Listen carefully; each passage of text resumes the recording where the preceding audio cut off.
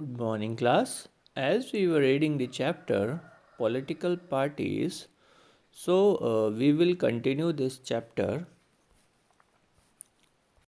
So, our next topic is national parties.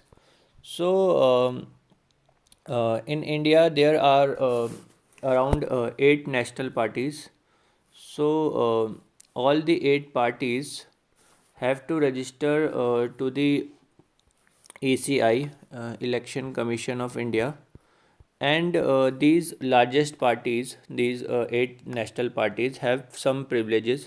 जितने भी आपकी जो 8 नेशनल पार्टीज़ होंगी, जो आपकी जितने भी आपकी लार्जेस्ट पार्टी होती है, इनको जो इलेक्शन कमीशन है वो कुछ प्रिविलेज देता है, ठीक है, कुछ स्पेशल फैसिलिटीज़ देता है, ठीक है।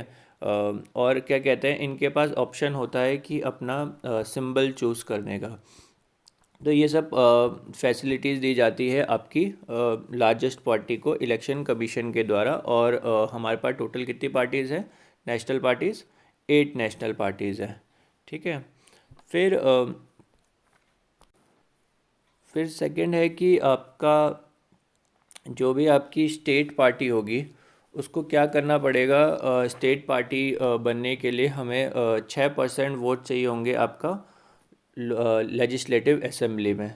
6% वोट चाहिए और 2 सीट्स चाहिए आपकी लेजिस्लेटिव असेंबली में, तभी वो स्टेट पार्टीज़ के लिए रिकॉग्नाइज्ड होगी, ठीक है। वही अगर आपका नेशनल पार्टी है तो उसके लिए आपको 6% टोटल वोट चाहिए आपके लोकसभा में, और 4 सीट चाहिए आपकी लोकसभा में, ठीक है।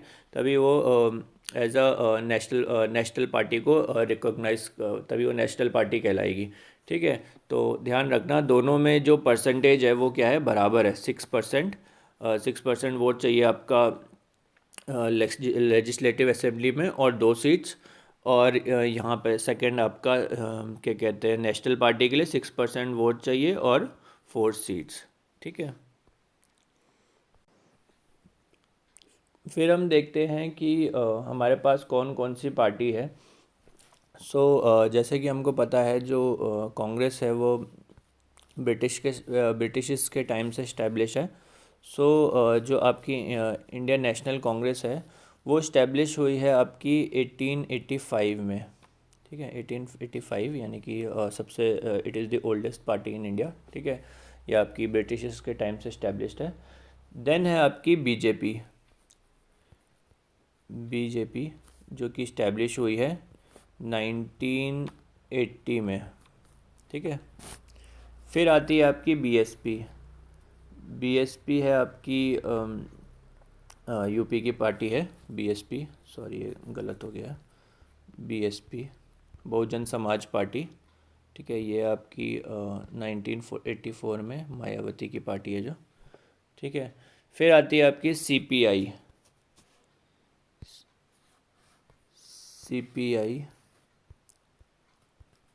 ये इस्टेब्लिश हुई है आपकी 1925 में, ठीक है। तो याद रखना, सबसे पहले आई हुई है आपकी आईएनसी, ठीक है। INC 1985, BJP sorry INC 1885, BJP 1980, और आपकी बीएसपी 1984, और सीपीआई 1925, ठीक है। तो ये आपकी लार्जेस्ट पार्टी है इंडिया की, ठीक है। फिर हम इसमें एक चीज़ देखते हैं कि coalition government. What is coalition government? Coalition government, तो जो कोलेशन गवर्नमेंट होती है वो गवर्नमेंट होती है जो कि क्या करती है, मिलजुल के बनती है, ठीक है। साथ में सपोर्ट से बढ़ती है। एक हमने अलायंस पढ़ा था, इसमें अलायंस क्या होता है, लार्जेस्ट पार्टी छोटी पार्टियों के साथ अलायंस करती है, छोटी पार्टी के साथ मिल जाती है, तो उसे कहते हैं अलायंस। बट कोलेशन में क्या होता है, मान लिया एक पार्टी की 20 सीट है, दूसरी पार्टी की 15 सीट है, तो ये दोनों पार्टी क्या होंगी, आपस में मिल जाएंगी और एक पार्टी फॉर्म करेंगी। इसे कहते हैं हम coalition government, okay. Challenges to political parties, इसमें हम पढ़ने वाले हैं, हम क्या कहते हैं, जो हमारी पॉलिटिकल पार्टीज़ हैं वो क्या क्या चैलेंजेस फेस कर रही हैं, ठीक है। इसमें फर्स्ट है आपका लैक ऑफ इंटरनल डेमोक्रेसी, ठीक है। क्या कहते हैं, एक अंदर ही जो पॉलिटिकल पार्टी हैं वो क्या करती हैं, डेमोक्रेसी मेंटेन नहीं करती, ठीक है। जबकि वो क्या कहते हैं, उनको ज़्यादा से ज़्यादा डेमोक्रेटिक होना चाहिए, तभी वो क्या कहते हैं, गवर्नमेंट को भी डेमोक्रेटिकली रन कर सकती हैं, ठीक है। तो इसमें फर्स्ट क्या होता है कि क्या कहते हैं, जो पावर्स होती है वो ज़्यादातर लीडर्स के हाथ में आ जाती है, ठीक है। इसमें जो सबसे पहला जो पॉलिटिकल पार्टीज़ में सबसे पहला जो लूफॉल है वो ये है कि जो भी पावर्स है वो किसके पास आ जाती है, लीडर्स के पास आ जाती है, ठीक है। जैसे कि हम देखते ही हैं बड़ी बड़ी पार्टीज़ में। फिर क्या होता है कि टाइम टू टाइम इलेक्शंस नहीं होते हैं पॉलिटिकल पार्टी के अंदर। क्या होता है, टाइम टू टाइम इलेक्शंस नहीं होते हैं, जो ज़्यादातर क्या कहते हैं, एमएलए का जो एमएलए का पापा क्या कहते हैं, अगर एमएलए का बेटा भी आगे चल के एमएलए बनता है, ठीक है, जैसे कि हम देखते हैं। फिर मेंबरशिप रजिस्ट्रेशन नहीं होता है, ठीक है। जो भी आपके मेंबर्स पार्टी में आते हैं उनका कोई उनका कोई रिकॉर्ड नहीं रखा जाता, ठीक है। फिर क्या होता है कि जो ऑर्डिनरी लोग होते हैं, ठीक है, जो ऑर्डिनरी फॉलोअर्स होते हैं पॉलिटिकल पार्टीज़ के, उनको पास प्रॉपर इन्फॉर्मेशन नहीं दी जाती, ठीक है। जितने भी आपके ऑर्डिनरी या फॉलोवर्स होते हैं उनके पास क्या होता है, इन्फॉर्मेशन नहीं पहुंचती, इन्फॉर्मेशन उनको दी नहीं जाती। जो भी आपके एक्टिव मेंबर्स होते हैं, जो भी आपके मेन मेन लीडर्स हैं, वही डिसाइड करते हैं, ठीक है। तो सही इन्फॉर्मेशन आपकी क्या कहते हैं, आम जनता के आम जो फॉलोअर्स उनके पास नहीं पहुंच पाती। फिर सेकंड जो प्रॉब्लम है आपकी वो है money and muscle power. Money and muscle power, ये सेकंड चैलेंजेस है। तो इसमें क्या होता है कि जिसके पास पैसा होता है वही क्या कहते हैं, इलेक्शन में फ़ाइट करता है, ठीक है। जिसके पास पैसा होता है वही इलेक्शन में फ़ाइट करता है, ठीक है। आपका क्या कहते हैं, पूरा कंसंट्रेशन किस में होता है, क्या कहते हैं, बस इलेक्शन जीतने में, बाय हुक और द बाय कुक, सिर्फ इलेक्शन कैसे भी करके जीता जाए, ठीक है। और जो टिकट होता है, जैसे कि हम देखते हैं आजकल इलेक्शन भी चल रहे हैं, जो टिकट होता है वो उन्हीं को दिया जाता है जो कैंडिडेट क्या होते हैं, बहुत ज़्यादा पैसे वाले होते हैं, ठीक है, उन्हीं को टिकट दिया जाता है, ठीक है। और फिर क्या होता है, जो ये पॉलिटिकल पार्टीज़ होती हैं, ये इनकी जो फंडिंग होती है, जो इनको फंड आता है वो ज़्यादातर रिच लोगों से आता है, ठीक है। रिच लोग इनको क्या करते हैं, फंडिंग करते हैं इनकी। तो जब इन्की फंडिंग करते हैं तो उससे क्या होता है कि बाद में चल के जो इनके डिसीजंस होते हैं, पॉलिटिकल पार्टी के डिसीजंस होते हैं, वो कहीं ना कहीं इन्फ्लुएंस होते हैं इनसे, क्या कहते हैं, बड़ी बड़ी पार्टी से इन्फ्लुएंस हो जाते हैं, ठीक है। और उन्हीं के हिसाब से काम करते हैं, ठीक है। How can parties B reformed. Party में कैसे रिफॉर्म ला सकते हैं हम, ठीक है, जो क्या कहते हैं, कैसे चेंजेस ला सकते हैं, कैसे अच्छे चेंजेस ले आ सकते हैं, ठीक है। सो फर्स्ट है इसमें एंटी डिफेक्शन लॉ। इसमें हम पढ़ते हैं anti defection law. Anti defection law आपका 52 अमेंडमेंट एक्ट में आया। 52 अमेंडमेंट एक्ट 1985 में। इसमें क्या था कि क्या कहते हैं, अगर आपका कोई भी जो कैंडिडेट है, ठीक है, वो एक पार्टी से दूसरी पार्टी को ज्वाइन करता है, ठीक है, तो उसकी जो भी एमएलए या एमपी है वो क्या हो जाएगा, निरस्त हो जाएगा। तो उसको रोकने के लिए, ठीक है, जैसे कि हम देखते हैं कि बीजेपी वाले कांग्रेस में चले जाते हैं, कभी कांग्रेस वाले बीजेपी में चले जाते हैं। बट अगर वही जो कैंडिडेट है वो बहुत ज़्यादा मात्रा में अगर वहाँ जाते हैं तो हम मान सकते हैं कि क्या कहते हैं, वहाँ पे कोई इशू है। तो इस चीज़ को रोकने के लिए ये लॉ लाया गया है, एंटी डिफेक्शन लॉ, ठीक है। फिर सेकंड है आपका जो भी क्या कहते हैं, जो भी आपका कैंडिडेट है उसको एक एफिडेविट फाइल करना पड़ेगा, ठीक है। एक एफिडेविट फिल करना पड़ेगा पॉलिटिकल पार्टीज ज्वाइन करने से पहले, ठीक है। ये देखने के लिए कि कोई भी उसका क्या कहते हैं, कोई भी क्रिमिनल रिकॉर्ड तो नहीं है, ठीक है। तो उसको क्या करना पड़ेगा, पहले एक एफिडेविट फिल करना पड़ेगा, ठीक है। फिर सेकंड है उसको क्या कहते हैं, अपना इनकम टैक्स रिटर्न फाइल करना पड़ेगा। जो भी आपको पता होगा हमें क्या करना पड़ता है। अगर हमारी इनकम 8 लाख से ऊपर है तो हमें क्या करना पड़ता है, कुछ टैक्स, इनकम टैक्स गवर्नमेंट को देना पड़ता है। ठीक है। तो जो ये क्या कहते हैं, पॉलिटिकल पार्टी में आने से पहले क्या करना पड़ेगा कैंडिडेट्स को, आपका इनकम टैक्स रिटर्न फाइल करना पड़ेगा। फिर हम देखते हैं पार्टी कैसे इंटरनल अफेयर्स को रेगुलेट कर सकती है। ठीक है। तो उसके लिए पहले क्या करना पड़ेगा, हर मेंबर को रजिस्टर करना पड़ेगा, हर मेंबर को पार्टी में रजिस्टर करना पड़ेगा। ठीक है। फिर सेकंड चीज़ है कि क्या कहते हैं, आपका 1/3 जो है, 1/3 टिकट किसको देने पड़ेंगे, वुमेंस को। कितने, 1/3। ठीक है, 1/3 टिकट्स आपको वुमेंस को देने पड़ेंगे। ठीक है। अपना ओन कॉन्स्टिट्यूशन फॉलो करना पड़ेगा। ठीक है, ओन कॉन्स्टिट्यूशन। ओन कॉन्स्टिट्यूशन में मीन्स क्या हुआ, अपने रूल एंड रेगुलेशंस को फॉलो करना पड़ेगा। ठीक है, constitution means rule and regulation. ठीक है।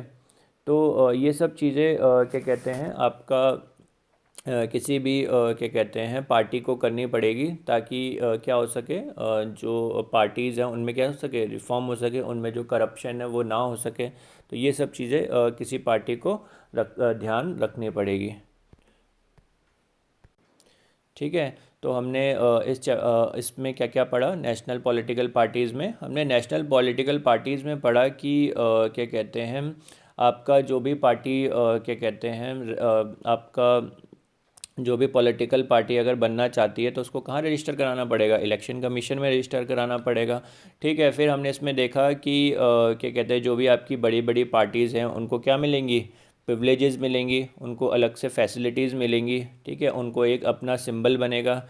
ठीक है। अगर आपको स्टेट पार्टी के लिए रिकॉग्नाइज़ करना है तो उसके लिए आपको कितने परसेंट वोट चाहिए, 6% वोट चाहिए, वोट चाहिए, और क्या कहते हैं 2 सीट चाहिए आपको लोकसभा में। ठीक है, एंड और नहीं है, एंड ठीक है, ये दोनों चीज़ें चाहिए। ठीक है, कहाँ पे, लेजिस्लेटिव असेंबली में, मतलब स्टेट की असेंबली में। फिर हमने पढ़ा कि नेशनल पार्टी बनने के लिए क्या चाहिए, 6% टोटल वोट चाहिए आपके लोकसभा में, और 4% वोट चाहिए आपका वो भी लोकसभा में। ठीक है। फिर हमने देखा हमारी कौन कौन सी पॉलिटिकल पार्टीज़ हैं। तो हमारी सबसे पहले पॉलिटिकल पार्टी है INC, इंडियन नेशनल कांग्रेस, जो कि इस्टेब्लिश कब हुई है, 1885 में। फिर है हमारी बीजेपी। ठीक है, ये कब इस्टेब्लिश हुई है, 1980 में। फिर हमारी है बीएसपी यानी कि बहुजन समाज पार्टी, ये इस्टेब्लिश हुई है आपकी 1984 में। फिर आती है हमारी CPI, communist party of India, ये इस्टेब्लिश हुई है 1925 में। ठीक है। फिर हमने एक इसमें चीज़ पढ़ी है कोलिशन गवर्नमेंट। तो कोलिशन गवर्नमेंट क्या होती है, आपकी मिली जुली सरकार, जो कि एक दो पार्टी मिलके सरकार बनाती है, उसे हम क्या कहते हैं, कोलिशन गवर्नमेंट। फिर हमने देखा है कि कौन कौन से चैलेंजेस आ रहे हैं पॉलिटिकल पार्टीज़ में।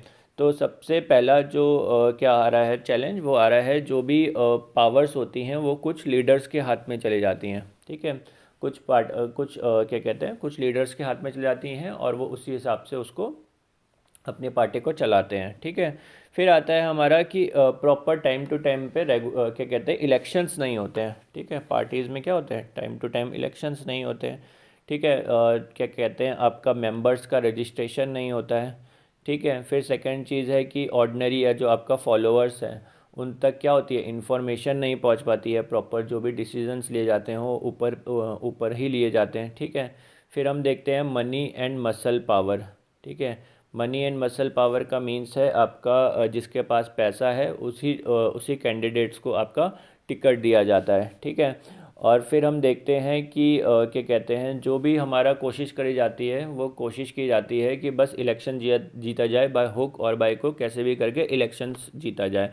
ठीक है। और फिर क्या होता है, जो बहुत रिच लोग होते हैं, रिच कंपनीज होती हैं, वो क्या करती हैं, इन पार्टी को क्या करती हैं, फ़ंड देती हैं। फिर जब इन पार्टी को ये फ़ंड देती हैं तो इनके इम्पोर्टेंट डिसीजंस में क्या कहते हैं, जो इनके डिसीजंस होते हैं पार्टीज़ के, वो कहीं ना कहीं इन लोगों से और कंपनियों से इन्फ्लुएंस होते हैं। ठीक है। फिर हम देखते हैं कि ये पार्टीज़ कैसे इनका रिफॉर्म करा जा सके, ठीक है। तो इसी के लिए हमने देखा एक anti defection law. Anti defection law क्या कहता है, अगर बहुत ज़्यादा लोग क्या कहते हैं इधर से उधर क्या कहते हैं ट्रांसफ़र कर रहे हैं, ठीक है, एक पार्टी से छोड़ के दूसरी पार्टी पे में जा रहे हैं, तो उसमें क्या होगा, उन पे कार्रवाई होगी, ठीक है। क्योंकि अगर आपने बीजेपी वालों को वोट दिया और वो कांग्रेस में चले गए, ठीक है, ऐसे ही अगर आपके कांग्रेस वाले बीजेपी में चले गए तो उनका क्या होगा, उनकी जो एमएलए है या बीजेपी जो जहाँ के भी वो क्या कहते हैं आपके कैंडिडेट हैं, उनकी वो क्या होगी, रद्द हो जाएगी, ठीक है। फिर हम देखते हैं कि जो भी आपके क्या कहते हैं आपसे एक एफिडेविट फिल कराया जाएगा, ठीक है, ये देखने के लिए आपकी आपके पास आप पे कोई क्रिमिनल केस नहीं चल रहा हो, ठीक है। फिर आपको क्या कहते हैं टैक्स रिटर्न फाइल करना पड़ेगा, ठीक है, बिना टैक्स रिटर्न फाइल करे आप क्या कहते हैं आप पार्टी ज्वाइन नहीं कर सकते, ठीक है। फिर हमने इसमें देखा है कि इंटरनल अफेयर्स को रेगुलेट करने के लिए क्या गवर्नमेंट कर सकते हैं हम पॉलिटिकल पार्टी में। तो इसमें हम क्या कर सकते हैं, मेंबर्स का रजिस्ट्रेशन करा सकते हैं, ठीक है, उनका एक कॉन्स्टिट्यूशन फॉलो कर सकते हैं, ठीक है। फिर हमारा जो वुमेंस है उनको क्या दे सकते हैं, 1/3 वोट, 1/3 सीट्स आप किसको के लिए रिजर्व कर सकते हो, आप वुमेंस के लिए, ठीक है। Okay class, thank you, it's enough for today.